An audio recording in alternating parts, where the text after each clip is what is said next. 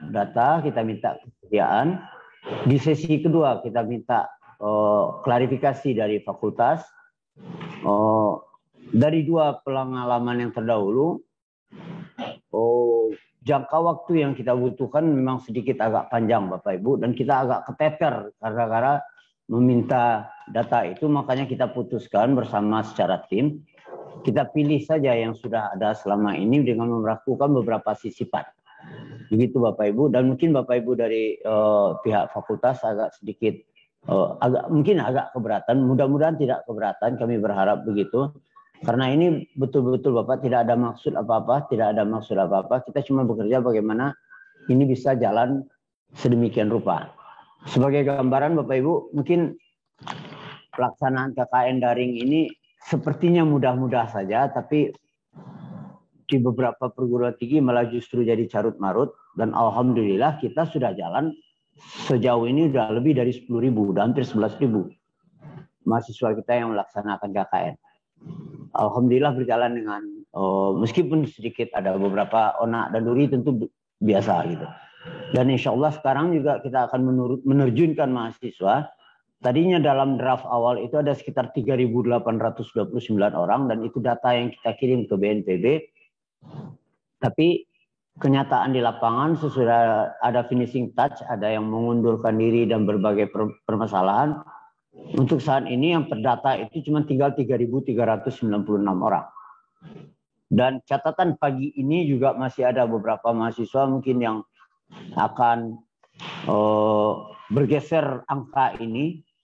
Kok bisa bergeser-geser? Nah itu dia, pergeseran itu antara lain itu adalah adanya mahasiswa di beberapa fakultas yang karena kegiatan dan aktivitas tertentu kemudian mereka menarik diri. Saya tidak jadi KKN sekarang Pak, dengan berbagai alasan bla bla bla bla dan seterusnya. Dan juga mungkin ada penyisipan itu terutama terjadi di KKN terpadu dan di KKN kebangsaan. Karena itu permintaannya khusus, juga dilakukan dengan skim khusus, dan kita seleksi khusus gitu. Jadi untuk itu juga ada pergeseran angka-angkanya. Jadi mungkin angka ini belum bisa kita katakan sebuah angka yang rigid begitu Bapak Ibu. Mohon maaf kalau ada pergeseran, nanti itu Pak Ta'ali dan Pak Yusamdi, mungkin saya mohon maaf sekali kalau ada 1-2 bergeser, tapi tidak banyak. Itu data sementara Bapak Ibu. Jadi kenapa kita merekrutnya sedemikian rupa? Memang karena kita belum full computerized. Sistem kita masih belum full computerized. Dengan berbagai permasalahan, insya Allah kita berharap untuk KKN Januari nanti kita sudah bisa, mohon dukungan Pak Ta'ali itu, kita bisa full computerized, sehingga kalau udah full computerized, konsekuensinya juga sama-sama kita tahan Bapak Ibu dari fakultas. Begitu sudah terdaftar, ya terdaftar, kalau batal ya atau menarik diri secara resmi, tapi masuk di luar jadwal, wassalam. Nah sekarang kan masuk di luar jadwal itu masih ada 1-2 bisa kita lakukan kebijakan. Tapi kalau begitu kita sudah menggunakan full system, ya tidak ada maaf bagimu. Nah itu juga kenapa kita perlu bertemu sekarang Bapak Ibu. Mumpung sekarang masih belum full sistem, tapi mungkin akhir penilaian Pak Ta'ali kalau mendukung dengan sangat bijak, kita akan lakukan penilaian secara full sistem, secara mandiri oleh masing-masing dosen. Tapi sebagai konsekuensi kalau penilaian itu dilakukan oleh masing-masing dosen seperti mata kuliah biasa, mohon maaf Bapak Ibu untuk mahasiswa yang telat dan segalanya, kalau bisa itu berguguran rame-rame mahasiswa. Seperti kemarin kita dengan Pak Ta'ali ketika belum di sekretariat KKN itu ada Pak Ta'ali, itu kita lebih mungkin hampir 100 orang ya Pak Ta'ali. Mahasiswa itu yang dengan alasan administrasi, dengan segala gremek-temeknya di 8 fakultas itu, telat dosennya memberikan nilai. Nah ini kan kalau kita full sistem dengan komputer, konsekuensinya ya barang-barang kecil ditanggung penumpang. Nah kalau KKN saja anak ini betul-betul mengecewakan. Anak melakukan aktivitas hanya karena terlambat laporan atau karena terlambat bla bla bla, karena ada sebahagian kita, tidak semua, Yang betul-betul rigid, saya tidak ada nilai, tidak ada laporan, tidak ada nilai. Dia cekek mahasiswa begitu, mah ya. Kalau itu full sistem, wassalam mahasiswanya. Nah, saya khawatir kalau rame-rame itu wassalam nanti jadi presiden gitu. Bukannya takut, tapi jadi presiden. Presidennya bukan ke sekretariat, tentu ke dosen masing-masing. Nah, kalau itu jadi chaos, jadi heboh, kan yang malu kita juga. So far sejauh ini KKN UNP insya Allah di PMD Sumbar, di selingkungan Sumbar, kita dihargai sejauh ini. Ya kan? Kita tidak mau cacat untuk hal-hal yang karena administratif kita di dalam. Itu Bapak Ibu. Izinkan saya mungkin men-share beberapa aktivitas yang akan kita lakukan.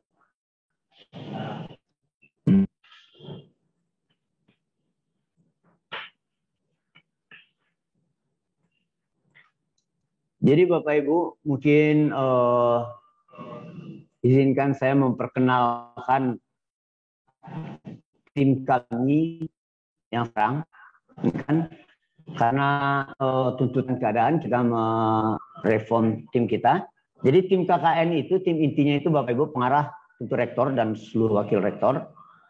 Ketuanya tentu ketua pembinaannya sudah jelas.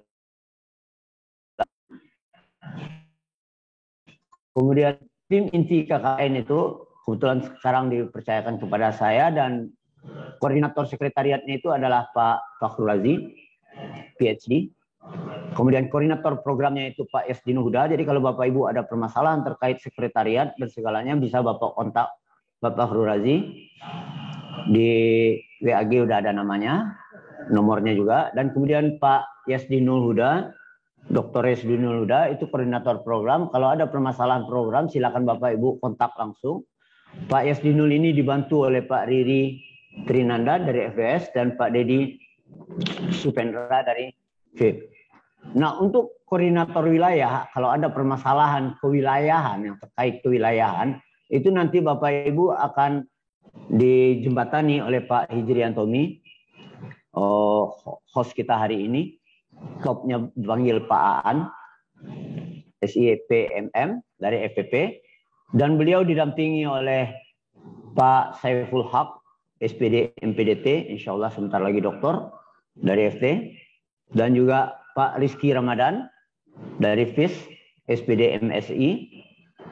Dan untuk koordinator DPL, jadi DPL Bapak Ibu kalau ada keluhan dan sebagainya tentang DPL dan transportasi nanti dinakodai oleh Pak Martias, Dr. Martias Z dari FIP. Kemudian Bapak Dr. Rino, beliau dibantu oleh Bapak Dr. Rino dari FE dan Dr. Padli dari FIK.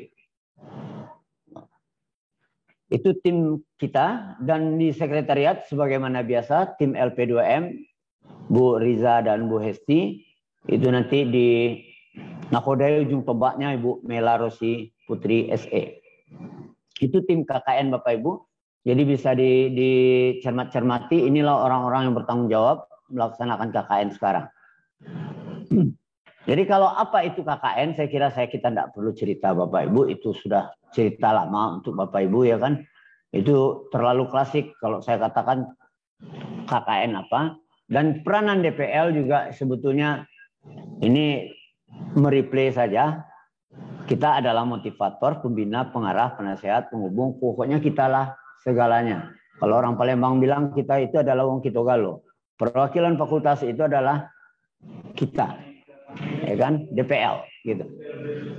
Nah, jadi Bapak Ibu di sini semuanya terlihat bahwa peran DPL itu tidak calo Bapak Ibu. Ini kan calo WA ini yang lelah kita. Calo WA bermasalah mahasiswa, dia chatting mahasiswa ke DPL, DPL langsung mengambil peran, itu chatting diteruskan kepada ketua KKN atau diteruskan kepada tim KKN. Apa solusinya kok ketua? Itu masalah lah. Kalau semuanya begitu kan ribet jadinya Bapak Ibu. Jadi kami berharap sekali Bapak Ibu silakan menghandle.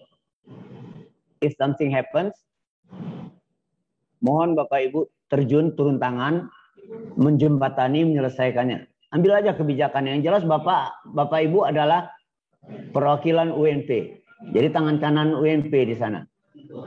Jadi tidak perlu dikontak Pak Aan, tidak perlu dikontak Pak Razi kalau tidak kepepet-pepet banget gitu. Jadi mohon tidak jadi calo WA saja Bapak Ibu.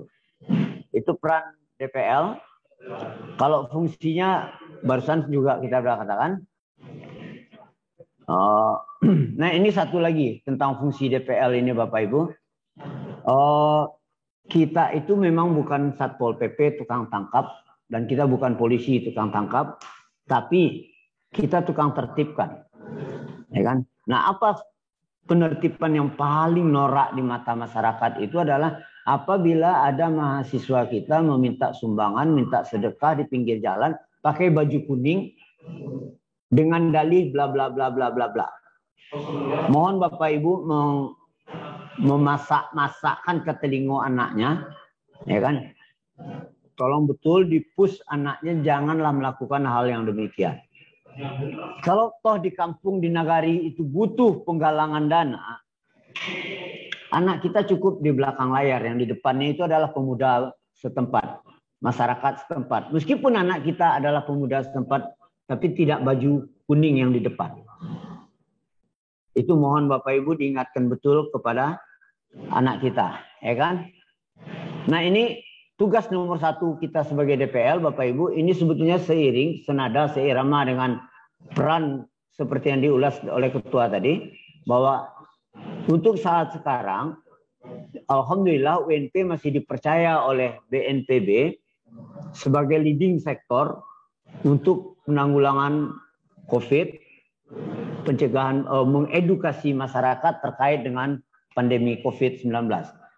Sebagai gambaran, untuk periode Januari kemarin, menurut BNPB bahwa mahasiswa Universitas Negeri Padang adalah mahasiswa terbesar kontribusinya di dalam Duta Perubahan Perilaku di Indonesia. Dan mahasiswa kita adalah mahasiswa terbanyak keikutsertaannya di dalam aktivitas kegiatan BNPB di Indonesia. Jadi bukan selingkungan, bukan di Sumatera Barat, tapi mahasiswa UNP lah yang terbesar kontribusinya dan terbanyak jumlahnya di Indonesia. Untuk Januari, Juni kemarin. Nah yang kemarin kita kirim 3.800, tapi akhirnya jadi 3396, tapi tidak tahu kita pergeserannya nanti. Karena masih ada 1-2 yang menelpon saya mengatakan belum ikut aktivitas. Nanti kita sinkronkan, itu saja. Alhamdulillah BNPB akan ikut serta. Jadi mohon Bapak Ibu DPL nanti mencermati anak kita bahwa beliau-beliau ini, mahasiswa kita itu adalah duta perubahan perilaku. Tapi sebagai duta perubahan perilaku, mereka ikut pelatihan dengan BNPB dan itu sudah dilakukan tanggal 6 Juni kemarin. Bagi yang belum, silakan dilaporkan ke sekretariat, nanti kita konekkan dengan BNPB supaya mereka dapat akun untuk bisa masuk ke situs BNPB. Dan yang kedua Bapak Ibu, nah ini mengadakan komunikasi dengan mahasiswa dan pihak terkait dalam pelaksanaan KKN. Ini betul yang kami berharap dari tim Bapak Ibu. Tolonglah anak-anak kita ini yang kita kirim itu kan mahasiswa. Kita harapkan mereka jadi ujung tombak di tengah masyarakat. Jangan sedikit-sedikit hanya perkara surat lurah saja dia merengek juga. Kalau dulu kita KKN itu kita yang menguruskan surat ke kantor gubernur, ke kantor bupati. Sekarang mahasiswa itu untuk kebutuhan dirinya aja juga masih merengek. Bu, kami tidak mulia di Pak Lurah doh. Bu, kami tidak mulia di Wilayah Negari. Itu saja mahasiswa tidak tembus menyelesaikan. Dan itu diselesaikan pula, disampaikan pula ke DPL. Dengan alhamdulillah dengan semangatnya DPL juga meneruskan chattingnya ke panitia. Ke tim KKN. Apa kok panitia? Nah, ya kalau begitu kan mohon deh Bapak Ibu yang poin 2 itu. Nah ini yang ketiga, saya kira ini udah default kita sebagai dosen UNP menjaga dan membina disiplin mahasiswa bukan selama KKN saja, tapi selamanya gitu. Ya, karena itu default tugas kita sebagai dosen. Kemudian membimbing itu hal yang standar, menampung segala permasalahan. Ini segala permasalahan dalam tanda kutip Bapak Ibu. Jadi nanti menampung segala permasalahan, tidak pakai peng mahasiswa aku disuruh lo minta ke DPL, enggak. Tentu in apostrophe dalam tanda kutip, ya kan? Yang keenam juga normatif, memberikan saran solusi permasalahan sebelum, selama, dan sesudah KKN. Itu adalah hal-hal yang normatif saya kira. Memantau, mengendalikan, mengarahkan, ini juga hal yang normatif. Nah, ini yang nomor 8 mungkin poin yang sering jadi trapping. Jadi jebakan bagi DPL dan jadi mahasiswa. Mengontrol pengisian logbook. Kenapa ini jadi jebakan? Karena biasanya sebahagian kita pengisian logbook dilaporkan hanya pada akhir. Sehingga terjadilah pergelomoan logbooknya itu copet saja, copy paste, edit, snack. Bukan berdasarkan aktual kejadian di lapangan. Jadi kalau itu terjadi, itu kan karena kontrol kita kurang. Jangan salahkan mahasiswa, karena mahasiswa itu emang hobinya copet itu. Mahasiswa itu apapun yang bisa dicopet, dia copet. Copet bukan maling Bapak Ibu, copet, copy, paste, edit, snack. Gitu. Jadi tolong ini dicermati Bapak Ibu. Kami berharap paling tidak 1 kali dalam seminggu itu Bapak Ibu cermati logbook mereka. Ya kan? Kalaulah tidak tiap hari. Seperti yang diarahkan Bapak WR1 tadi, jangan mengatakan bahwa oh kami sulit, jauh, tidak mungkin dikontrol. Ya kan teknologi sekarang cuma 5 menit, 10 menit Bapak Ibu per hari melihat kan cukup. Cukup ada masalah 5 menit gitu kan. Kemudian membimbing mahasiswa menulis laporan akhir. Laporan akhir itu formatnya ada Bapak Ibu. Ya kan? Nah yang diserahkan nanti soft file-nya. Soft file-nya. Ya kan? Nah menentukan dan kemudian menentukan menilai kegiatan dan menentukan nilai mahasiswa dalam kegiatan. Itu normatif tugas kita sebagai dosen. Nah ini metode bimbingan seperti yang diarahkan Pak WR1 tadi. Yang pasti Bapak Ibu minimal sekali seminggu Bapak Ibu ada kontak dengan mahasiswa. Ya kan? Bukan satu mahasiswa, tapi dengan setiap mahasiswa dalam grup Bapak Ibu. Nah ini caranya yang paling mudah Bapak Ibu. Ini maaf, saya tidak mengajarkan tentara Babari, sama sekali tidak. Cuman mengingatkan saja. Begitu Bapak Ibu masuk di tim ini, begitu Bapak Ibu jadi DPL, monggo sebentar lagi kita akan share siapa yang Bapak Ibu bimbing. Mungkin kalau paling lambat besok pagi ya Pak Razi. Paling lambat besok pagi kita akan share siapa yang Bapak Ibu bimbing. Dan monggo dibentuk sekalian grup WA-nya. Jadi kita tidak harus pergi. Tidak harus pula pakai calo dengan mahasiswa. Ini kan kadang-kadang DPL ini pakai sub pula dia. Dia sebagai DPL nih, lihat mahasiswanya, ini jadi sub di mahasiswa. Mahasiswa inilah yang kontrol teman-temannya. Komandannya ini melaporkan ke DPL-nya. Tidak usahlah kita pakai sub pula Bapak Ibu. Ya, tidak menuduh, tapi itu fakta yang kita lihat di lapangan beberapa kali. Kemudian metode bimbingan ini udah pasti. Ini udah pasti andalan kita itu adalah alat komunikasi, tidak ada cara lain. Ya, enggak? Apakah kita tidak akan melakukan Monef?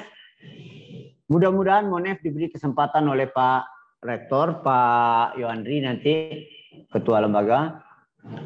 Ya, paling 1 kali gitu. Ya kan? Oh, ini saya kira normatif saja. Tidak ada yang aneh-aneh. Wewenang dosen pembimbing ya udah pasti. Wewenang dosen saya kira itu normatif. Hak, nah ini hak. Hak ini bagian yang agak ribet Bapak Ibu, dan ini sering jadi gonjang-ganjing, ya kan? Sering jadi gonjang-ganjing. Apa hak hak DPL? Ya pasti mendapatkan SK Rektor, sudah pasti. SK Rektor sebagai dosen pembimbing lapangan.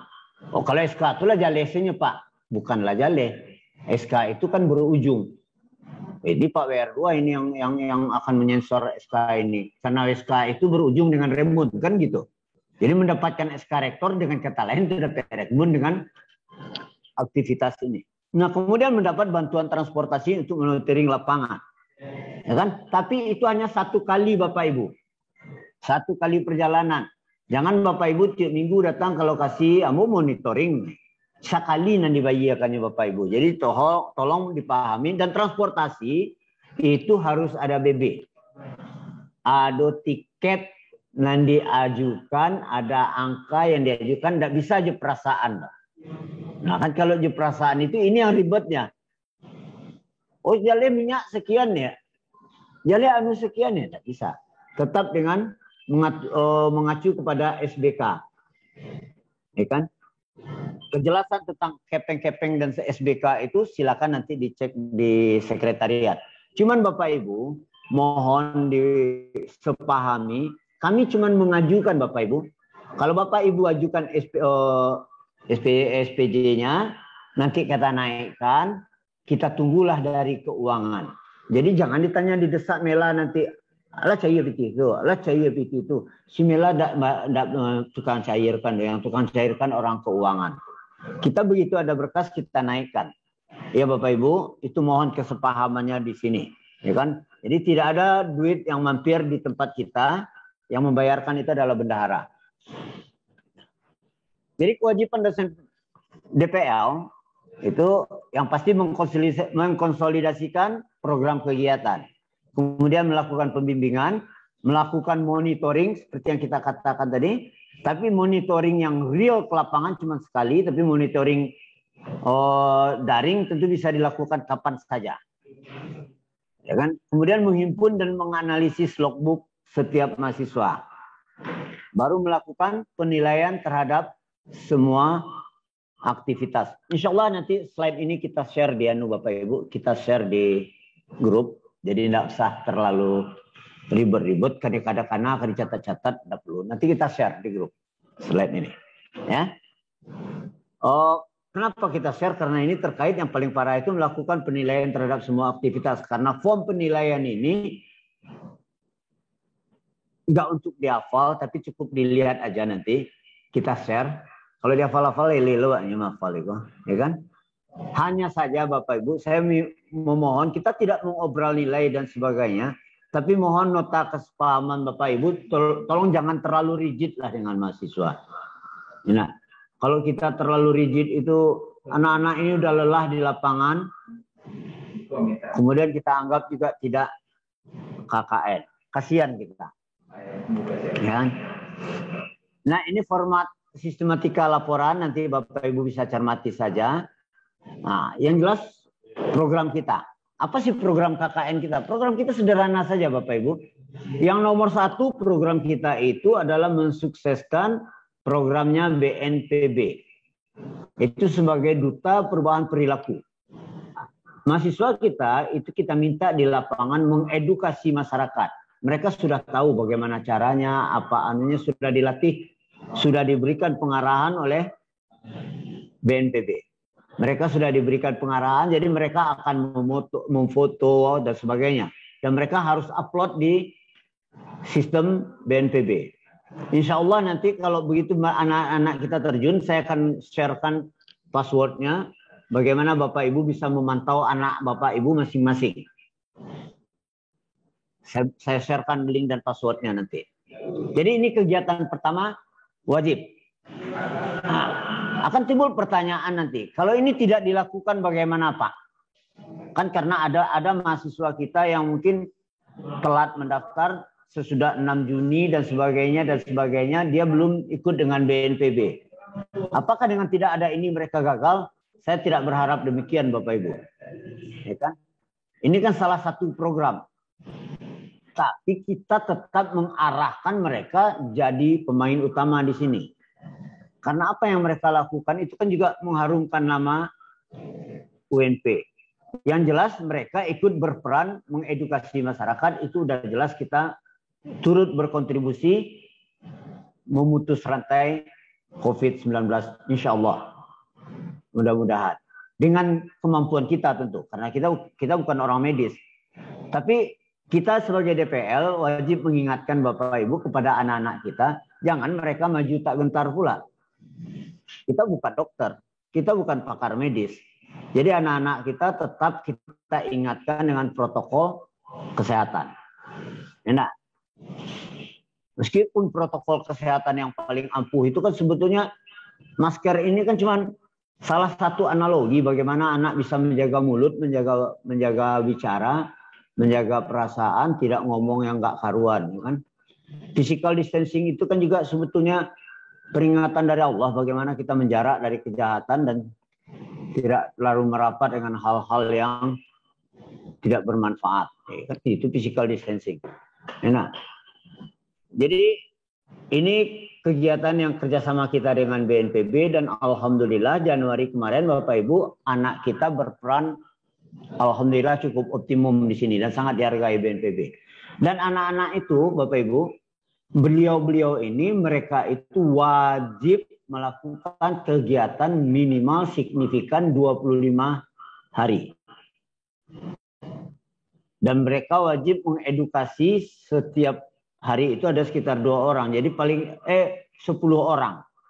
Jadi diharapkan satu mahasiswa itu selama KKN minimal dia mengedukasi 250 orang. Dan beliau mahasiswa kita ini diminta memfoto, mendokumentasikan semua aktivitasnya dan itu mereka posting ke BNPB. Gitu. Jadi tolong Bapak Ibu ingatkan juga anak kita masuk dengan kegiatan ini, ya kan? Itu program pertama. Program kedua itu adalah optimasi layanan digital pembelajaran. Ini adalah rohnya kita UNP. Memang UNP itu tidak semata wayang, Pak. Saya bukan dari kependidikan, Pak. Saya non kependidikan. Why not? Non kependidikan that's okay. Tapi program optimalisasi layanan digital pembelajaran itu kan tidak selalu harus bagaimana mengajar. Kan bisa saja mempersiapkan perangkat-perangkat lain, misalnya bagaimana mempersiapkan laboratorium digital, ya kan? Bagaimana menyiapkan profil sekolah, itu kan tidak harus, jangan dikatakan pula, oh saya tidak orang pendidikan Pak, saya itu jurusan ilmu murni ekonomi. Oh iya silakan, ekonomi murni silakan, apa yang mungkin disumbangkan untuk pembelajaran di sekolah gitu. Jadi semuanya saya yakin bisa diselesaikan. Misalnya membantu menggerakkan komite sekolah dalam kegiatan bedah kamar kecil. Ini kan tidak harus pakar pendidikan ini. Ya kan? Ini kan pakar semua bidang bisa terjun di sini. Kalau membantu guru dalam merancang kegiatan pembelajaran itu baru pakar pendidikan. Poin 1, 2 pakar pendidikan mungkin. Tapi kalau poin 3, 4 ini wong kita bisa lakukan. Wong kita galo kita kan bisa ini lintas bidang ilmu itu program kedua yang sebetulnya program utama UNP. Ini roh kegiatan kita. Nah ini program yang ketiga, kita ini sebetulnya program yang sangat dibutuhkan di daerah. Jadi Bapak Ibu tolong dipasak-pasakkan ke telinga anak kita. Kalau bahasa Minangnya dipasak-pasakkan ke telinga anak kita. Tolong deh diwanti-wanti anak kita paling enggak 1 di antara 7 poin ini anak kita optimum. Apa itu? Melakukan pemetaan terhadap sumber daya alam suatu nagari. Banyak nagari itu dia tidak tahu kelebihan nagarinya apa, dia punya potensi apa, dia punya kehebatan di mana. Banyak nagari itu gagal baru memetakan dia hebatnya itu di mana. Anak kita berpeluang melakukan itu. Kemudian melakukan pemetaan terhadap potensi perekonomian masyarakat. Dengan wilayah begini, perekonomiannya seperti apa? Ini belum ada. Di nagari-nagari kosong ini. Peluang kita. Dan sangat diharapkan oleh nagari. Kemudian melakukan pemetaan terhadap ekonomi kreatif yang baru berkembang. Nah ini kan juga zamannya kita ini. Setidaknya zamannya Pak Rizky gitu dan Pak Hendra Hidayat gitu. Kalau zaman kita mungkin yang zaman saya udah offset gitu. Karena megang HP aja masih gemeteran. Tapi kalau zamannya Pak Hendra Hidayat, Pak Meldi ini kan ini zaman-zamannya dia betul ini. Ya kan bagaimana memainkan gadget, bagaimana cari duit hanya dengan gadget. Gitu kan. Startup itu kan lahannya Pak Rizky dan Pak Hendra, Pak Meldi ini nih. Makanya jangan kaget, tim KKN sekarang mungkin hampir setengahnya itu adalah yang muda-muda. Dan mungkin sedikit saya dapat protes dari dekan-dekan kok yang muda-muda diikutkan. Karena yang bakal memegang UNP ini ke depan yang muda-muda. Saya yakin itu. Ya kan? Tapi Kasri pun tidak lama oleh doanya wassalam lo nyepai sini. Setidaknya pai dengan sendirinya gitu kan. Tapi yang akan berkembang itu kan nanti ini seperti Pak Meldi, ini Pak Hendra ini kan itu orang yang akan memegang UNP ke depan, Pak Al Qadri gitu kan. Kalau yang jenis-jenis saya, Prof. Mega Iswari, itulah tapi-tapi itu. Saya lihat Prof. Rakima itulah di tapi-tapi itu. Ya kan? Makanya kita mulai melibatkan Bapak Ibu yang muda-muda sebagai tim KKN kita. Kan begitu Bu Setiawati? Ya, Bu Setiawati kalau New Tarjun ini baru jadi motivator di daerah, Talangbe, galak Pak Dedi Spendra adanya. Ya kan? Oke, Bapak Ibu, dan kemudian seperti yang kita ingatkan tadi, nah ini poin nomor 4 ini lagi tren-trennya sekarang. Banyak nagari itu jadi rame, jadi hidup. Kalau tidak percaya Bapak Ibu silakan pergi ke Pekanbaru. Sepanjang jalan tuh adonan dulu, Kaso namanya, yang ini, yang menara ini, tower itu, tower itu. Kan gitu. Sepanjang jalan. Jadi sekarang bagaimana nagari itu bisa memetakan potensi wilayahnya. Wisatanya apa yang mungkin dikembangkan di sana. Ya kan? Kalau kita udah jelas di pesisir selatan di daerah pantai, tentu tidak air terjun dan buat bicarakan. Nah, tapi lawi bicara air terjun itu kalah kawan jadinya. Nah, tapi kalau kita berada di wilayah Bayang Utara, jangan juga kita bercerita bagaimana surfing gitu. Nah, jadi lewat di Bayang Utara, tinggal tuh surfing lo cerita dikembangkan. Nah ini kita minta anak-anak kita memetakan itu, kan? Juga kualitas sumber daya manusianya. Nagari itu Bapak Ibu, sebagian besar nagari, nanti cobalah jalan keliling nagari itu.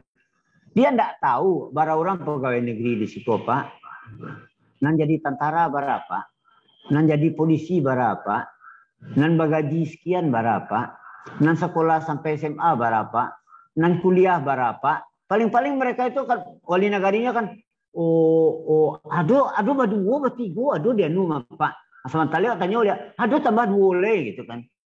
Nah yang kayak begitu. Nah kalau itu di mapping oleh anak kita dengan baik, kami bermimpi di KKN ini Bapak Ibu, kami bermimpi di KKN ini, kalau orang butuh tentang potensi wilayah, potensi nagari di Sumatera Barat ini, nannya cari nomor 1 UNP. UNP yang punya data paling valid. Kenapa UNP paling valid? Setiap semester datanya diupdate oleh mahasiswanya di lapangan. Ayo, BPJS emangnya turun ke nagari berapa kali dalam setahun atau dalam satu periode pemerintahannya? Jalan sih sekali lah ranca, sensus penduduk nasa dua awak tahu belum pernah jalan sampai kini lah kan? Dan di kanak-kanak saya penduduk lah iya dia ya kan? Nah, anak KKN kita itu tersebar di 99 kabupaten di 132 kecamatan ya Pak Razi?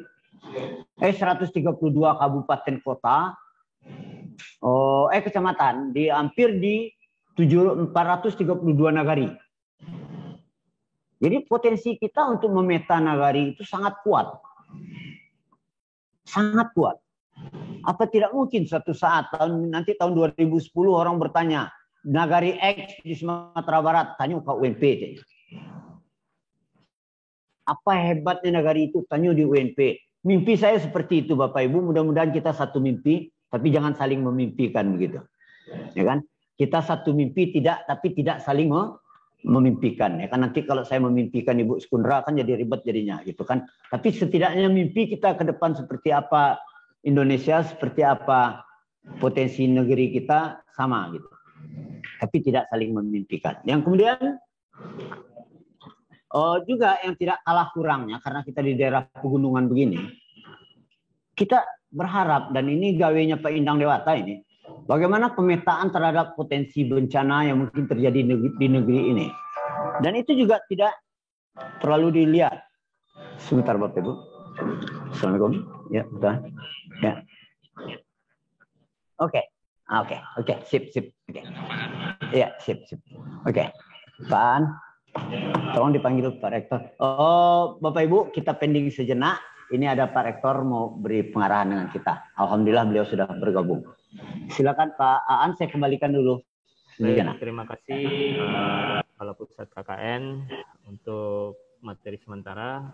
Kami beralih kepada Bapak Rektor Universitas Negeri Padang mohon sekiranya berkenan memberikan arahan dalam acara sosialisasi DPL untuk KKN Prode Juni dan Juli 2021 kepada Bapak Profesor Ganefri PhD, disilahkan.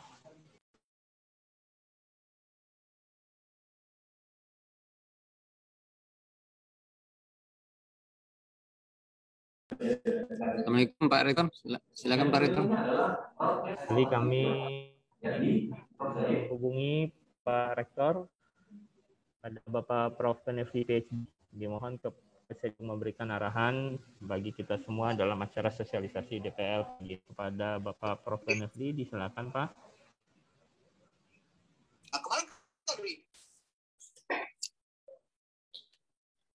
Oke, Assalamualaikum warahmatullahi wabarakatuh. Assalamualaikum.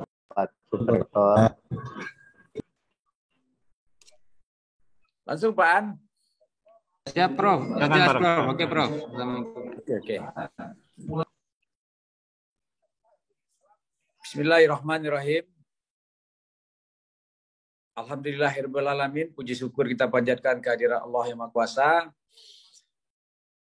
Pagi ini kita bisa hadir bersama-sama walaupun secara virtual. Dan saya mohon maaf tadi di awal tadi bersamaan saya menjadi narasumber di Dewan Ketahanan Nasional dan juga di UIN, Universitas Islam Negeri Membonjol. Bapak Ibu yang saya hormati, pertama atas nama pimpinan Universitas, kami menyampaikan terima kasih dan penghargaan yang tinggi kepada kawan-kawan yang hari ini ditugaskan menjadi dosen pendamping lapangan untuk kegiatan kuliah kerja nyata. Saya kebetulan hari ini masih di Jakarta karena siang ini saya akan bertemu dengan Dubes Myanmar terkait dengan keinginan mahasiswa-mahasiswa yang keinginan mahasiswa Myanmar karena sekarang di sana sedang ada kudeta ya. Negaranya kurang aman, banyak yang ingin melanjutkan pendidikannya ke Indonesia, termasuk salah satu ke UNP. Tapi kita tentu agak selektif karena saat ini kondisi pandemi COVID-19 ini juga masih terus menghantui kita. Dan insya Allah besok pagi saya akan diterima Dubes Arab Saudi untuk melanjutkan Saudi Corner yang terbengkalai.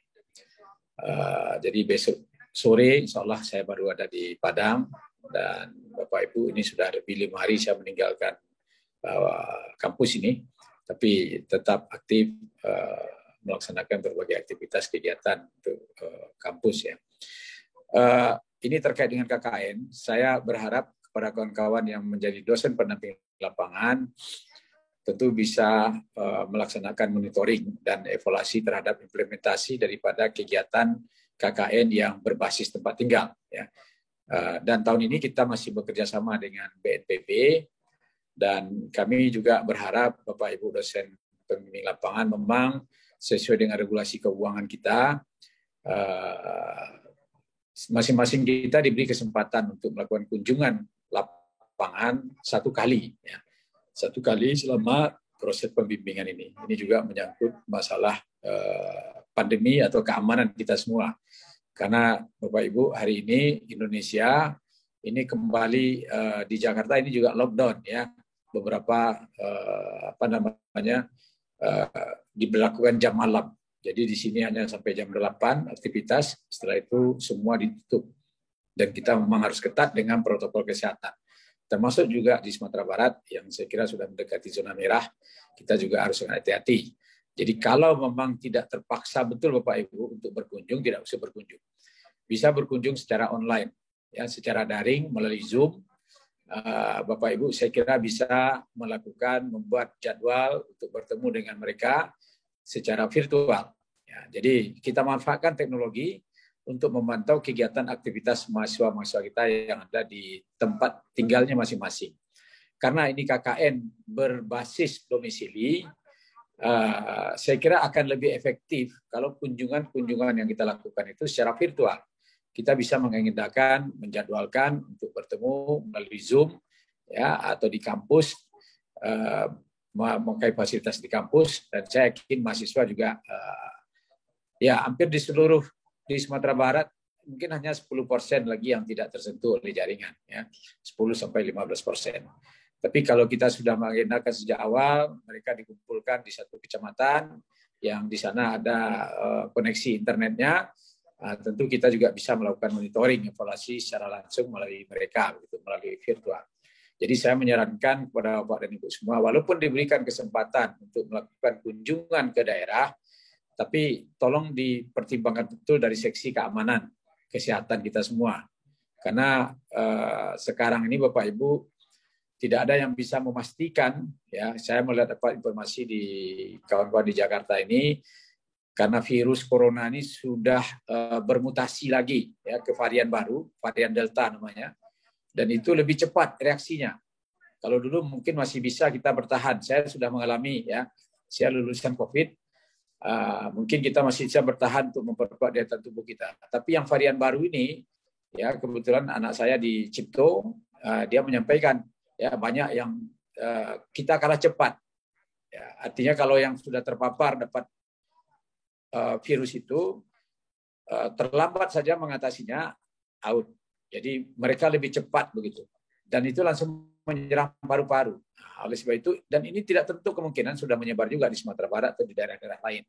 Nah, oleh sebab itu Bapak dan Ibu, karena kita punya teknologi, punya fasilitas, jadi untuk melakukan monitoring itu, ya kalau tidak terpaksa betul, ya tidak usah dikunjungi secara langsung, tapi kunjungi saja secara secara virtual. Nah, mudah-mudahan ya kita juga selalu mengingatkan kepada mahasiswa kita, tolong Bapak Ibu melalui DPR, Bapak Ibu dosen pendamping, untuk mengingatkan kepada mahasiswa agar mereka terus waspada, ya, dan mematuhi protokol kesehatan terkait dengan penanganan COVID ini. Termasuk juga walaupun anak-anak kita ini itu kan ditetapkan sebagai duta perubahan perilaku oleh Badan Nasional Penanggulangan Bencana, ya BNPB. Nah, oleh sebab itu saya kira sebagai duta tentu harus menjadi role model. Jadi mahasiswa kita jangan mahasiswa pula yang menjadi contoh tidak memakai masker misalnya. Ya. Jadi kita harapkan mahasiswa-mahasiswa kita yang turun di lapangan mereka menjadi role model untuk pelaksanaan protokol kesehatan. Nah ini perlu saya kira diingatkan kepada anak-anak kita. Ya. Yang jelas Bapak dan Ibu, selama proses pandemi ini, kita melihat sekarang kondisi Indonesia itu mulai naik lagi ini, corona ini, dengan varian baru ini. Jadi vaksin yang sudah Bapak Ibu ini tidak menjamin, ya, karena vaksin itu untuk varian yang lama. Varian baru tentu lain lagi. Ya. Jadi kalau ada yang mengatakan kita sudah vaksin akan aman, itu sedikit ya peluangnya itu. Walaupun yang sudah kena misalnya, saya yang sudah terkena walaupun belum divaksin, tetapi kalau varian baru masuk itu lebih ganas katanya. Ya, jadi inilah yang bukan menakut-nakuti, tapi mengingatkan kepada kita semua. Nah, termasuk juga semua aktivitas kita di UNP hari ini akan kita tinjau ulang, ya sesuai dengan edaran daripada Pak Sekjen, termasuk juga untuk perkuliahan Juli-Desember. Ya, walaupun sudah kita berikan, kita sudah bertekad untuk melakukan secara virtual, secara langsung untuk BP 2020 dan anak-anak untuk praktek, tetapi kita mencoba untuk memenuhi kebutuhan protokol kesehatannya, ya. Dan ya mudah-mudahan salah satu nanti kita memastikan anak-anak yang kuliah itu memang anak-anak yang bersih, ya, mereka tidak terpapar COVID. Nah, tentu harus ada fasilitas. Nah, sekarang UNP sedang memasang Genos, ya, Genos ini untuk memantau, ya karena biayanya cukup murah itu, ya tentu nanti akan kita kembangkan, ya. Mungkin dengan itu nanti yang praktek labor, ya saya kira harus kita pastikan mereka itu bersih. Gitu. Jadi memang kos untuk biaya kuliah tatap muka langsung Bapak itu akan tinggi, ya karena kita harus memastikan bahwa mereka itu memang bebas, ya tidak terpapar dari COVID. Saya berharap teman-teman semua, mari kita jaga ya kesehatan kita semua, walaupun kita tetap melaksanakan tugas kita, tapi Bapak Ibu yang penting ada terus komunikasi, ya karena teknologi hari ini kita bisa setiap saat komunikasi dengan anak-anak kita, ya mahasiswa yang menjadi bimbingan kita. Ya, saya kira itu yang penting sekali, komunikasi dan saling mengingatkan kepada mereka. Mungkin itu yang ingin saya sampaikan kepada kawan-kawan yang hari ini bertugas sebagai dosen pendamping lapangan. Terima kasih, mudah-mudahan ini juga amal ibadah bagi kita semua, terutama Bapak Ibu yang diberikan amanah untuk itu. Terima kasih. Assalamualaikum warahmatullahi wabarakatuh. Waalaikumsalam warahmatullahi wabarakatuh. Terima kasih atas arahan dari Bapak Rektor Universitas Negeri Padang. Kami mohon izin Pak untuk foto bersama kembali Pak, karena tadi ya, silakan, foto bersama Bapak kamera belum aktif. Jadi Bapak Ibu yang lain mohon berkenan untuk mengaktifkan kamera. Kita ulang kembali foto bersama kita. Mohon bantu Pak Rizky dibimbing prosesnya. Oke Bapak Ibu, kita mulai dari slide 1, 2, 3.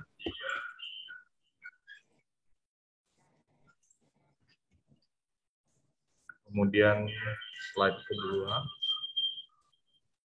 1, 2, 3. Kemudian slide ketiga, 1, 2, 3.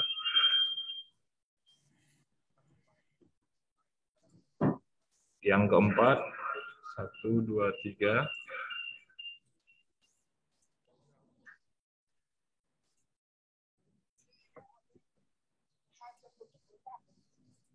Yang kelima, 1, 2, 3. Kalau kita mau dibunuh, yang terakhir Bapak Ibu, 1, 2, 3. memantah saja. Ya kita melawan dengan kekerasan. Baik, terima kasih Bapak Ibu sekalian. Terima kasih Pak Rektor atas arahannya. Mohon izin kami melanjutkan materi dengan Bapak Kepala Pusat. Kepada Bapak Dr. Elvita Srif MT, kami silakan kembali. Perlu kita ketahui bahwa untuk kita ingatkan, silakan. Oke, so kembali kita lanjutkan Bapak Ibu. Terima kasih Pak Rektor yang sudah kembali mengingatkan kita. Jadi yang beliau ingatkan itu satu di antara yang terbesar itu adalah dua hal yang sangat menyentuh kita. Yang pertama terkait dengan bagaimana kita memonef ke lapangan. Tadi beliau sudah menjelaskan bahwa berkunjung real itu adalah sebuah alternatif. Bukan artinya dilarang, tapi alternatif terakhir kalau bisa berkunjung via daring mungkin itu akan lebih baik begitu. Itu peringatan pertama beliau, dan kemudian yang diingatkan betul, dan ini sebetulnya peringatan untuk kita semua, bukan hanya untuk mahasiswa, yaitu bagaimana kita tetap kudu waspada dengan pandemi ini, mas COVID ini, karena mas COVID ini masih tetap beredar di sekitar kita, di sekeliling kita, dan kita tidak tahu kapan itu nyenggol ke kita atau tidak. Kalau saya tetap percaya itu dengan inna sholati wa nusuki wa mahyaya wa mamati lillahi rabbil alamin. Namun kita tetap berusaha berikhtiar untuk tidak mendekati sumber masalah. Kita lanjutkan cerita kita yang tadi Bapak Ibu. Nah ini pemetaan tadi sudah kita ungkap, ya kan? Yang ketujuh tadi poin itu, ini adalah poin lebih kepada bagaimana ini teman-teman dari geologi, dari apa ini namanya, dari geografi mungkin lebih banyak bicara karena terkait dengan bagaimana topografi daerah dan sebagainya, dan juga potensi bencana yang ada di sebuah daerah, dan juga teman-teman dari lingkungan. Jadi saya sangat berharap program pemetaan ini betul-betul jadi ikon kita sesuai dengan sasaran apa itu niat kita tadi, bahwa memang UNP itu jadi sumber data, sumber big data ke depan terkait dengan nagari di Sumatera Barat. Jadi itu yang kita harapkan dari program ketiga kita. Sebetulnya ini program utama, program kedua kita secara UNP, tapi ada program BNPB, ini jadi program ketiga kita.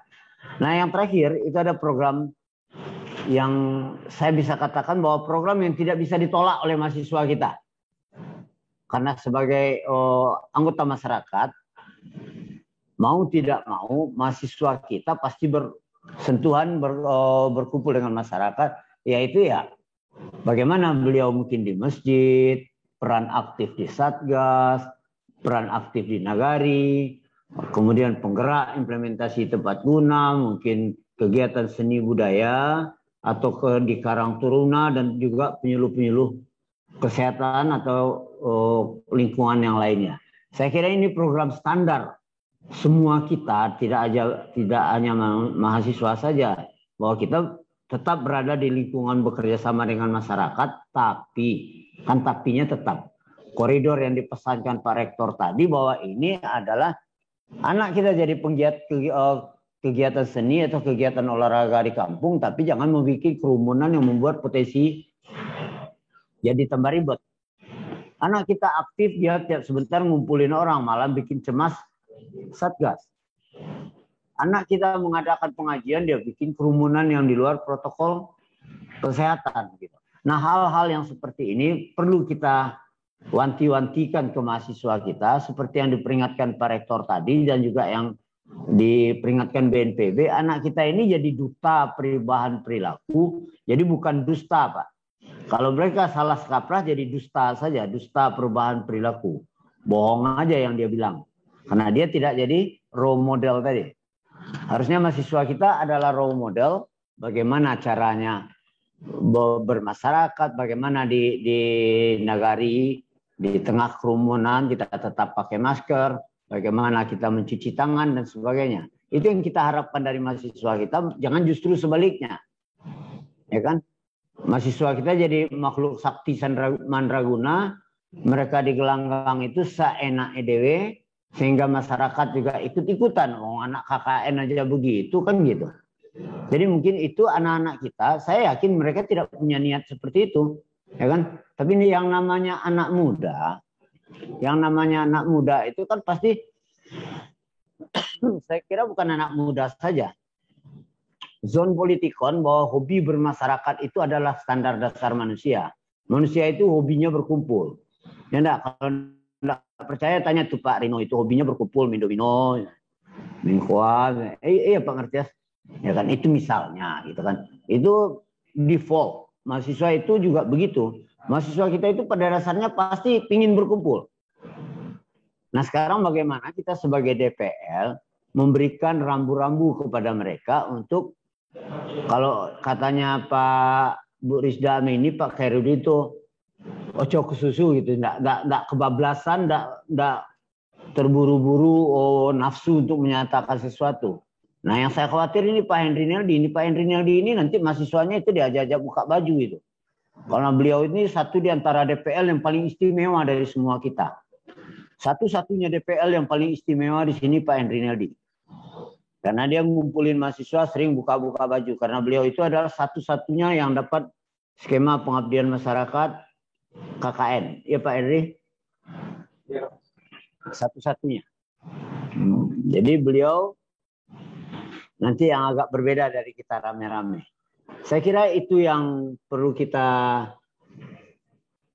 wanti-wanti. Kalau ada yang terasa-rasa begitu, sebisa saya jawab. Kalau enggak, saya serahkan kepada ketua lembaga, karena masih ada dengan kita, gitu kan? Atau Pak Rino, Pak Martias, Pak Aan. Kalau ada yang perlu dikupas atau ditindaklanjuti, Pak Aan? Kan? Saya kira itu yang bisa saya jelaskan sementara. Saya kembalikan kepada moderator. Billahi taufik wal hidayah. Assalamualaikum warahmatullahi wabarakatuh. Waalaikumsalam warahmatullahi wabarakatuh. Terima kasih atas penyampaian materi yang telah disampaikan oleh Bapak Kepala Pusat, Bapak Dr. Elvi Tasrif MT. Kita masuk ke segmen tanya jawab, Bapak Ibu. Silakan yang ingin mengajukan pertanyaan menggunakan virtual raise hand ataupun langsung menghubungi kami sebagai pembawa acara. Jika ada pertanyaan, silakan Bapak Ibu. Sembari menunggu Bapak Ibu mengajukan pertanyaan, di kolom chat kita sudah ada pertanyaan Pak Kepala Pusat dari Bapak Hafid Ardi, WD 1 FBS. Kalimatnya, izin menyampaikan pertanyaan mahasiswa. Ada dari mahasiswa dari Prodi Pendidikan Bahasa Indonesia ingin bertanya, di mana yang bersangkutan dengan beberapa teman menjalani KKN tanggal 29 Juni sampai 29 Juli berdasarkan surat edaran kegiatan PL dimulai 21 Juli sehingga ada bentrok di ujungnya nih di antara 21 dengan 29 Juli ini. Nah, mohon arahan solusinya untuk kasus ini, Pak Kepala Pusat. Silakan responnya, Pak. Langsung Bapak. Sembari kita menunggu pertanyaan Bapak Ibu yang lainnya. Oke, terima kasih Pak Aan, Pak Hafid. Saya juga udah lihat chat mahasiswa, cuma saya tersenyum-senyum indah saja. Pertanyaannya KKN itu berawal dari 29 Juni berakhir 29 Juli kan gitu penjadwalan kita. Itu kita geser Bapak Ibu. Ini ada asumsi seolah-olah tim KKN kok nak lama pari itu geser-geser jadwal. Keceknya tanggal 7 itu tanggal 29 loh. Bapak Ibu itu kita geser sesuai dengan arahan WR1 dan WDWD1 yang mengatakan bahwa kegiatan ujian dilakukan 14 Juni sampai 24 Juni. Ya kan tidak mungkin anak KKN disuruh ujian atau anak lagi ujian kita bikin KKN. 7 Juni sampai 24 Juni gitu. Makanya kemudian Pak WR1 bilang bagaimana kalau kita gusur. Ya kalau kami sebagai pelaksana di lapangan tentu kalau pimpinan berkehendak begitu dan situasinya mengatakan begitu ya kita ikuti seperti itu. Jadi bukan tim KKN yang menggusur jadwal seenaknya Bapak Ibu. Nah sekarang terjadi crash. PLK 21 Juli dimulai. Saya juga tidak ada crash apa-apa. PLK-nya daring. KKN-nya daring. So what's up? What's the problem? Pertemuan aja bisa tiga HP hidup. HP hidup, laptop ini hidup. Ya kan? Seolah-olah jadi ribut betul, seolah-olah KKN itu 24 jam di depan laptop atau PLK-nya 24 jam di depan laptop sehingga dia crash. Makanya saya tersenyum-senyum indah aja. Nggak ada masalah. So there is nothing impossible. Nah, untuk membuat jadi dua pekerjaan yang nggak bisa, jadwalnya sangat visible untuk diatur. So masalahnya apa gitu? Nggak ada masalah apa-apa menurut hemat saya Pak. Enggak. Bahwa mereka wajib hadir emangnya di depan komputer itu 24 jam atau 12 jam mahasiswa ini di sekolahnya? Enggak juga. Nah ini satu di antara bagian kecerdasan anak bagaimana menyikapi kalau begitu terjadi hal-hal yang seperti ini. Tapi karena anak kita, anak Indomie yang biasa disaji, dibukakan dan diberikan, itu dia. Semuanya jadi perkara, semuanya jadi masalah. Padahal itu semua hal yang that's so easy gitu. Ya kan? Jadi mungkin bagian tugas kita yang terberat satu lagi Bapak Ibu adalah bagaimana membuat generasi Indomie ini sedikit lebih berpikir dan lebih kreatif, tidak sedikit merengek, sedikit mencari. Kalau Indomie kan cuma disiram langsung diseduh, gitu. Diseduh gitu langsung diseruput gitu kan.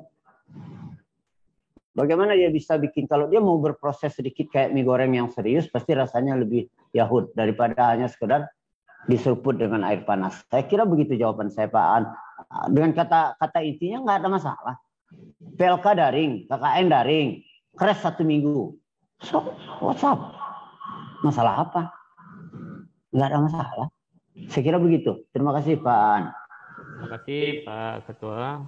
Jadi di resume kembali diulang lagi Bapak Ibu bahwa KKN kita ini berbasis daring dari ujung jari sehingga Bapak Ibu silakan membimbing anak-anak bimbingannya sebagaimana daring dari ujung jari tadi. Baik, ada yang raise hand dari Pak Sahril, Administrasi Pendidikan. Kepada Pak Sahril, disilakan Pak. Mic-nya masih mute Pak, mohon di-unmute dulu. Terima kasih Pak An. Sedikit aja Pak Ketua. Ya. KKN yang kemarin masih ada mahasiswa yang menyebutkan antara tanda tangan basah dengan tidak basahnya itu di laporan. Nah, ini mohon ketegasan aja. Terima kasih. Ya. Oke. Baik, silakan langsung Pak Ketua. Direspons ketika aja ya Pak ya. Ya. Oke. Terima kasih Pak Saril. Assalamualaikum warahmatullahi wabarakatuh Pak. Ini beliau ini tim kami satu tim dari dulu di PLPG ini. Tapi beliau sekarang sangat sibuk, jarang ketemu. Meskipun kita sering ketemu, hampir tiap hari kita ketemu di Al-Azhar, tapi Bapak di pojok sana, saya di pojok sana gitu.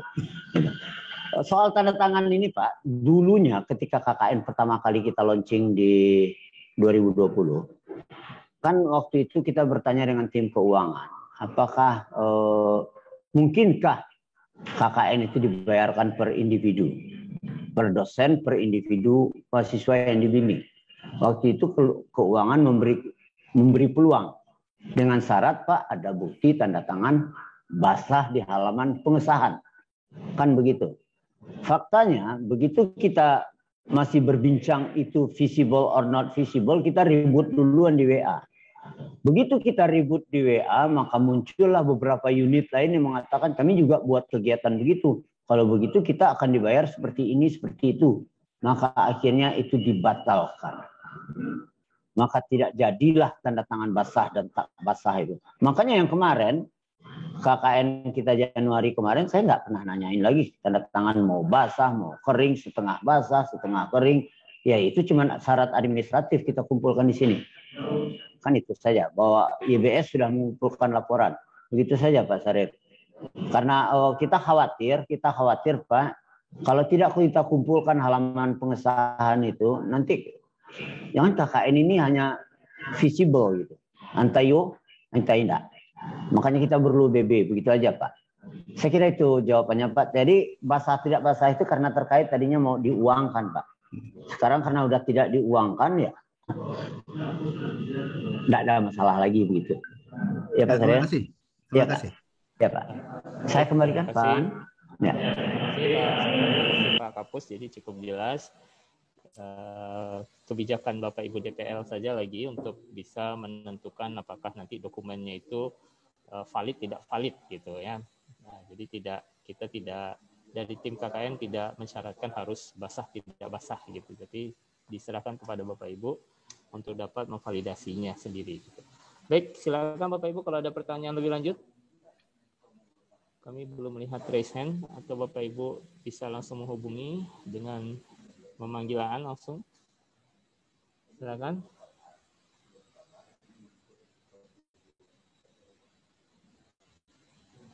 Sepertinya tidak ada lagi yang ingin bertanya nih, Pak Kapus.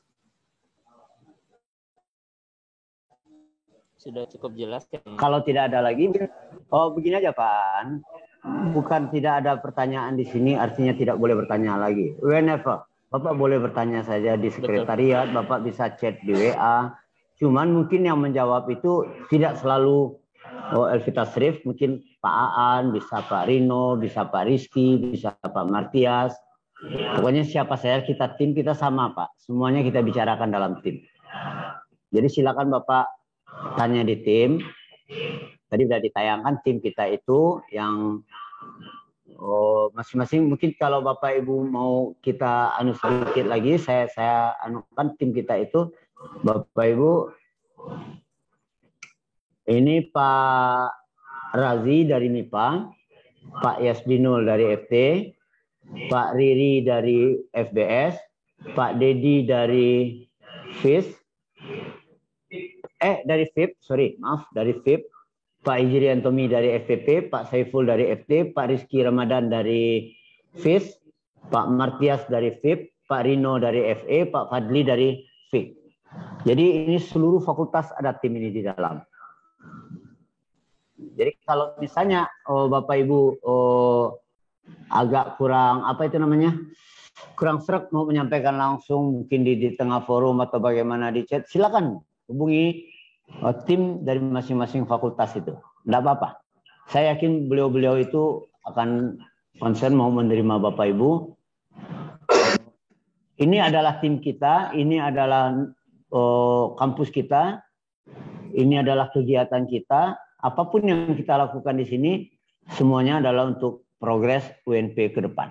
Saya kira begitu Bapak Ibu.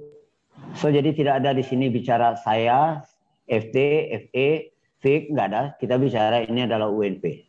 Semuanya bagaimana UNP ke depan kita harapkan kita berkontribusi memberikan sedikit apa yang mungkin UNP dikenang orang ke depannya. Saya kira itu saja Bapak Ibu. Saya kembalikan kepada Pak An. Terima kasih. Assalamualaikum warahmatullahi wabarakatuh. Mohon maaf kalau ada ndak dibari makan paek, ndak dikasau laki atau. Baik, terima kasih Pak Kepala Pusat. Sebagaimana tadi dijelaskan dan diperkenalkan kembali, anggota tim kami ini banyak yang muda-muda, Bapak Ibu. Jadi sudah sampai midnight pun kadang masih aktif itu WA-nya itu Bapak Ibu. Jadi silakan jika ada yang mau ditanyakan. Ini ada informasi Ibu Rizda mau bertanya. Silakan Ibu. Bu Rizda dari PGSD. Silakan Bu Rizda. Ya. Assalamualaikum warahmatullahi wabarakatuh. Waalaikumsalam warahmatullahi wabarakatuh. Baik, Bapak Ketua, Pak Elvi, ini mungkin sedikit pertanyaannya, cuma saya agak bingung, jadi mungkin akan lebih baik ditanyakan. Ini tadi Bapak Rektor juga sudah mengatakan bahwasannya kita 1 kali kegiatan monitoring, begitu Pak ya? Dan itu pun kalau dilakukan secara daring lebih baik, begitu. Nah, berhubung ini mahasiswa DPL kita, bagaimana kalau seandainya kita, apakah itu perlu juga kita mengantarkan mereka itu untuk pergi ke daerah masing-masing ataupun nanti menjemput mereka, itu maksudnya. Jadi maksudnya apakah ini kita juga nanti akan membuat surat pengantar itu berisi 2 kegiatan begitu Pak, maksudnya Pak. Ya, satu lagi itu kita mengantarkan mahasiswa kita, ya, atau mungkin kita menjemput mahasiswa kita begitu. Yang satu lagi tadi kan katanya minimal harus 1 kali kegiatan monitoring begitu. Jadi itu yang kami kurang paham Bapak ya. Terima kasih. Wassalamualaikum warahmatullahi wabarakatuh. Waalaikumsalam warahmatullahi wabarakatuh. Silakan Pak Ketua responnya. Terima kasih Bu Rizdan ini seperti yang kita jelaskan dari awal, KKN kita itu daring berbasis domisili. Jadi kita tidak ada melakukan pengantaran, tidak ada lakukan penjemputan. Pengantaran dan penjemputan itu sudah diwakili oleh Pak Aan bersama teman-teman ke wilayah masing-masing, ke kabupaten kota. Kita sudah temui Bupati, PMD-nya masing-masing untuk diteruskan ke Kesbangpol dan camatnya untuk disampaikan ke lurah masing-masing, ke nagari masing-masing. Dan kita sudah jelaskan by name, Bu, by name. Di nagari ini mahasiswanya ini orangnya. Di per nagari, bukan per kecamatan, per nagari, by name. Kita sudah berikan itu kepada masing-masing daerah. Bahkan Bapak Ibu nanti juga akan dapat begitu. Bu Rizda Amini nanti akan tahu mahasiswa Ibu siapa, di mana, nagarinya apa, kecamatannya apa, kabupatennya apa, nomor HP-nya berapa. Itu komplit diberikan oleh Pak Martias, Pak Rino, dan Pak Aan nanti itu. Sudah dikolaborasikan sedemikian rupa. Jadi insya Allah, nah yang masalah itu Bapak Ibu, nanti ini handicap yang mungkin terjadi. Yang mungkin terjadi itu adalah ada beberapa mahasiswa, dan bukan beberapa lagi. Jadi ini sebetulnya curhat kami ini Bapak Ibu di tim. Kita sebetulnya bulan Mei dulu udah selesai memeta seluruh hal terkait KKN ini. Mei udah selesai. Mei pertengahan ya Pak An, Pak Rino. Mei pertengahan kita udah beres seluruh hal. Tiba-tiba apa yang terjadi? Mahasiswa kita itu berkong kalingpong. Apa kong kalingpongnya? Kita katakan KKN berbasis domisili sesuai KTP atau di mana Anda beraktivitas. Maka semuanya tiba-tiba katakanlah anak PGSD itu ada di sebuah nagari. Seluruhnya anak PGSD. Bahkan di Malala Timur misalnya itu anak PKI semua. Apa? PKI. Oh. Pendidikan keagamaan Islam itu. Semuanya di Malala itu semuanya isinya. Saya berpikir emang orang Malala ini sakti mendaftar ini semua masuk di sini semua. Dan itu terjadi di banyak, di puluhan nagari. Akhirnya kami riset seluruh daftar itu. Kita katakan kepada mahasiswa, Anda silakan ulang lagi, isi lagi, semua data Anda kami hapus. Maka diulanglah pendaftaran, diulanglah administrasi mahasiswa. Dan untuk Bapak Ibu ketahui misalnya di Air Tawar Barat, di Air Tawar Barat itu hampir 260, bukan hampir, udah jelas 261 orang. Satu kelurahan. Kan dapat dibayangkan betapa puyengnya Pak Lurahnya. Ya enggak? Dan mereka bergotong royong. Itu petunjuk bahwa mahasiswa kita memang cemen Bapak Ibu. Mereka tidak punya percaya diri, takut sendiri. Kawan-kawan rami di sini Pak, maka terjadilah anak solok lah tibu di Lubuk Basuang atau anak Lubuk Basuang tibu di pesisir. Di seluruh pesisir itu isinya orang buat basuang saya. Nah ini kan sementara kita melaporkan ke daerah adalah putra daerah. Anak kemanakan apa nanti si Pak. Tibu-tibu lah tak cangang-cangang. Sepak wali kok bilolo kemanakan dan ada membantu kolorengnya kan gitu. Kalau bakal kalilang salah di kampung kau ada 5, 6, 7 orang nandak jale ujung pangkalnya. Nah kan nanti wali nagari bertanya-tanya ini. Nah maaf Bapak Ibu, kita udah lakukan penjernihan sampai Juni, tapi itu masih ada. Masih ada. Saya tidak tutup mata, masih ada. Jadi jangan kaget nanti Pak Zulambri di daerah wilayahnya, aduh anak ambo Pak. Itu Pak Jatuh dak orang Solo ke Pak Bamang kau di Solo sadonya Pak. Hari tampe ambo sadonya Pak. Dak tak aja kami memberahasiakan. Itulah tingkat kepercayaan diri anak-anak kita. Mau kita gertak, bukan kita gertak, kita katakan Anda gagal KKN karena ini. Kita udah katakan begitu, tapi ternyata Mada tetap Mada. The Mada mungkin udah ikonnya begitu dari zaman Gajah Mada, Nagari Kumada gitu. Udah kita bilang hapus. Ini tetap seperti itu. Apa daya kita Pak? Terlulur waktu mepet. Nanti kita undur lagi KKN-nya karena menjernihkan data ini lagi, aneh lagi. Nah, jadi mohon maaf Bapak Ibu, kalau nanti Pak Almasri bertanya di pesisir, kok lah dosa orang Solo, si Pak, lah mengaku lu orang pesisir. Ya itulah mahasiswa kita. Itu mahasiswa kita. Aneh jo pesisir. Enggak, itu misal. Kan tadi lo sampai ke Solo, lo sampai ke Premannya begitu tinggi, ya kan? Jadi begitulah Bapak Ibu. Mungkin yang akan jadi sedikit ganjalan nanti, tolong disepahami pandai-pandai lah Bapak Ibu, baminya ayah jo wali nagari. De anak ko de ketujuan, nanya dia di Solo, om apa, makanya nyupil dia Solo yo. Kawan-kawannya di Solo, mungkin teragak mencari orang Solo, makanya di Solo. Itu pandai Bapak Ibu lah melenggangkan, itu saja. Dan jangan dibuat jadi permasalahan, jadi konflik di kampung tuh. Yang jelas kita udah arahkan, udah katakan berbasis KTP atau domisili. Tapi ini juga ada yang aneh Bapak Ibu. Kita katakan berbasis domisili, berbasis KTP. Tahun Juni 2020 kemarin, ada yang menghadap ke rektor beberapa orang, minta diganti uang perjalanannya ke Irian. Karena KKN berbasis domisilinya, baik pulang domisilinya di Irian. Ini terpasuk KKN-nya di Irian. Balik dari Irian minta ganti uang transportnya. Deknya hanya KKN. Nah, kalau pacah main kok. Sakit. Lu tak Pak Rektor ini. Tanya ulang boleh Pak Rektor. Apa janjian kan anak ya kan? Ya. Jadi itu Pak Khairudin waktu itu sekretaris lembaga tuh. Ini kirim orang ke Irian. Sesudah itu orang Irian bertanya. Minta dibayarkan uang transportnya. Ya, jadi nggak begitu Bapak Ibu. Jadi mohon disikapi hal-hal yang seperti itu. Saya yakin Pak Wali di sana. Dan saya waktu ini tim waktu berkeliling ke 18 tingkat 2, seluruhnya kita jalani kecuali Mentawai. Mentawai tidak kita jalani. Jadi Bapak Ibu yang punya mahasiswa di Mentawai ada Salai, ada 1 orang. Mohon pengertian aja Pak Bupati, Pak Walinya gitu. Karena kosnya terlalu tinggi ke Mentawai gitu. Saya kira itu Bapak Ibu mungkin terjawab pertanyaan Bu Rizda Amini. Dan untuk kita semua untuk di warning kalau terjadi gitu. Ndak do kemenakan dia namo anu depak bang kolado senya risiko. Mohon disepahami. Terima kasih Pak. Saya kembalikan. Assalamualaikum warahmatullahi wabarakatuh. Salam. Terima kasih Pak Elvi. Terima kasih Pak Elvi. Cukup jelas ya Bu Rizda. Siap.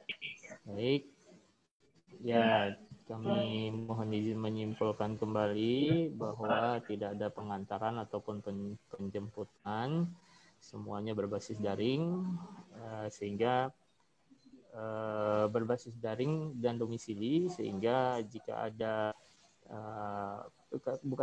kami harapkan bahwa aktivitas dari mahasiswa yang melaksanakan KKN ini sepenuhnya nanti dari ujung jari, tidak lagi berkerumun-kerumun di kantor wali nagari maupun di kelurahan.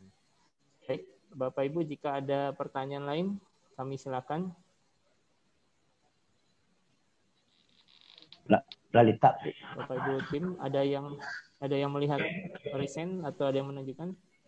Tidak ada ya? Cukup sepertinya Pak Ketua. Baik, alhamdulillah bisa tercapai materi dan penjelasan dari Pak Ketua. Sedikit mungkin Pak Ketua perihal nilai, bahwa nilai itu masih sepenuhnya dari DPL ya Pak Ketua ya.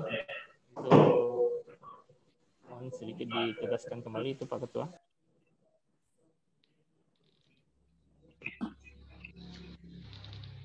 Mungkin kita minta closing statement dari Ketua Pak Aan.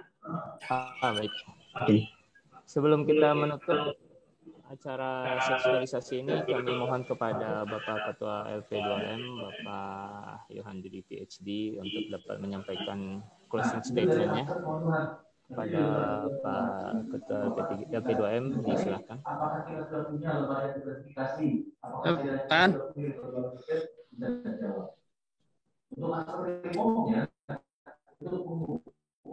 Pak Ji.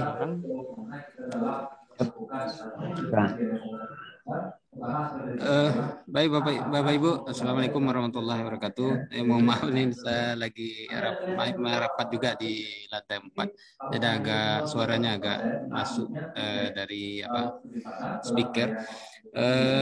Pertama, tentu kami mengucapkan terima kasih Bapak Ibu, kita sudah mengikuti rangkaian kegiatan hari ini untuk mempersiapkan pelaksanaan KKN sebagai DPL untuk tahun 2021 ini. Tentu kita berharap kita dapat meningkatkan kualitas pembimbingan dan proses bimbingan terhadap mahasiswa, sehingga kita betul-betul bisa menghasilkan kualitas pelaksanaan KKN yang lebih baik daripada tahun-tahun sebelumnya. Kita berharap semoga pelaksanaan KKN tahun ini lancar, Bapak Ibu tetap mengikuti prokes, dan seperti yang diarahkan oleh Pak Rektor, mungkin kegiatan-kegiatan yang bisa dilakukan secara daring kita optimalkan secara daring untuk mengurangi risiko Bapak Ibu terjun ke lapangan secara langsung. Kemudian kita pastikan juga mensinkronkan kegiatan di lapangan nanti dengan program Duta Perubahan Perilaku dari BNPB. Akhirnya kami mengucapkan selamat bertugas Bapak Ibu, terima kasih atas waktu dan kesediaan Bapak Ibu membimbing mahasiswa. Semoga semuanya berjalan lancar dan Bapak Ibu tetap mahasiswa dan Bapak Ibu semua nanti tetap sehat, dan semoga semua effort dan usaha kita menjadi amal ibadah hendaknya.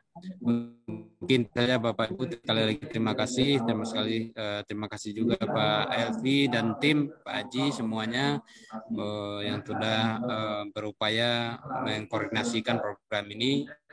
Semoga semuanya dibalas sama Allah sebagai ibadah.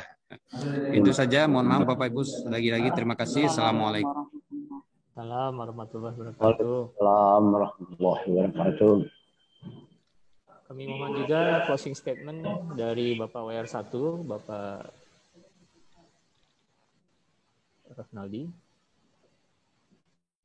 Apakah masih bergabung Pak WR1? Pak WR1, apakah masih bergabung bersama kami? Mungkin beliau udah rapat di atas. Sudah tidak ada. Baik. Sekian, kalau begitu Bapak Ibu, acara sosialisasi dosen pembimbing lapangan tentang pelaksanaan KKN periode Juni-Juli 2021. Sekali lagi kami ucapkan terima kasih kepada Rektor WR1, Ketua LP2M, Kepala Pusat KKN dan Tim KKN, Bapak Ibu DPL, atas kesediaan hadir pada platform Zoom meeting ini. Semoga apa yang kita lakukan pada hari ini tidak hanya mencerdaskan anak bangsa, namun juga mendapatkan pahala dan ridho Allah Subhanahu wa taala. Amin ya rabbal alamin. Sebelum menutup acara, kami tak henti-hentinya menyampaikan pesan Ibu, ingat selalu pesan Ibu, pakai masker, jaga jarak, dan rutin cuci tangan. Kita tutup acara sosialisasi hari ini dengan mengucapkan alhamdulillahirabbil alamin. Saya sebagai pembawa acara mewakili tim KKN, mohon maaf jika ada salah dan janggal dalam pelaksanaan sosialisasi. Wabillahi taufik wa hidayah. Assalamualaikum warahmatullahi wabarakatuh. Waalaikumsalam. Terima kasih Bapak Ibu. Terima kasih Bapak Ibu. Terima kasih Bapak Ibu Terima semuanya. kasih Marwan. Ketua. Yuk, sama-sama Pak Zul, Amri. Yuk. LP keluar dulu sih ya. Pak Ketua mohon izin Pak Ketua, terima kasih Pak Ketua. Abang, Pak Ketua Lembaga. Yuk. Terima kasih banyak. Mantap.